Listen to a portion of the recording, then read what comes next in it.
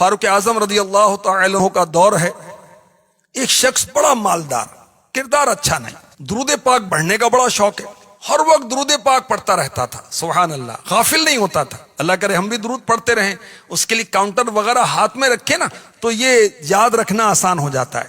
خیر، آخری وقت آیا، نزا کی سختیاں طاری ہوئی، اس کا چہرہ کالا ہو گیا. اللہ اکبر. اور بڑا پریشان، جو اس کو دیکھتا ڈر جاتا، اس کی صورت ایسی ہو گئی. اب اس نے اس کیفیت میں پکارا. کس کو پکارا؟ سبحان اللہ، اللہ کے محبوب کو پکارا. یا رسول اللہ، میں آپ سے محبت کرتا ہوں. آقا، میں درود پاک کی کثرت کرتا ہوں. اللہ اکبر. ابھی اس کی بات پوری نہیں ہوئی تھی، آسمان سے ایک پرندہ نازل ہوتا ہے اور وہ آ کر اپنے پر اس شخص کے چہرے پر پھیر دیتا ہے، اور اس شخص کا چہرہ جو کالا ہو چکا تھا اس پر کے پھیلنے کی برکت سے فوراً جگمگا اٹھتا ہے، روشن ہو جاتا ہے، کستوری کی خوشبو آنے لگتی. وہ شخص کلمہ طیبہ پڑھتا ہے اور اس کا انتقال ہو جاتا ہے. اب غسل دیا گیا، کفن پہنایا گیا، قبر میں دفنایا گیا.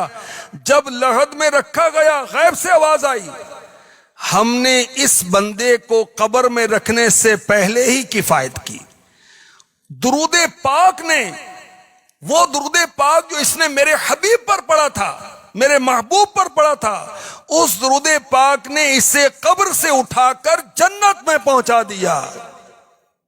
لوگ بڑے تعجب میں. جب رات ہوئی تو کوئی کیا دیکھتا ہے؟ یہی شخص جو عاشق درود و سلام تھا، سبحان اللہ، زمین و آسمان کے درمیان چل رہا ہے اور پڑھ رہا ہے، ان اللہ وملائکتہ یصلون علی النبی یا ایہا الذین آمنوا صلوا علیہ وسلموا تسلیما. درود پاک پڑھیے.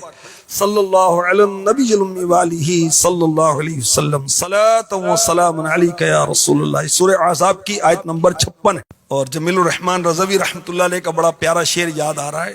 پڑھتی درود دوڑیں گی حوریں، پڑھتی درود دوڑیں گی حوریں، پڑھتی درود دوڑیں گی حوریں، پڑھتی درود دوڑیں گی حوریں.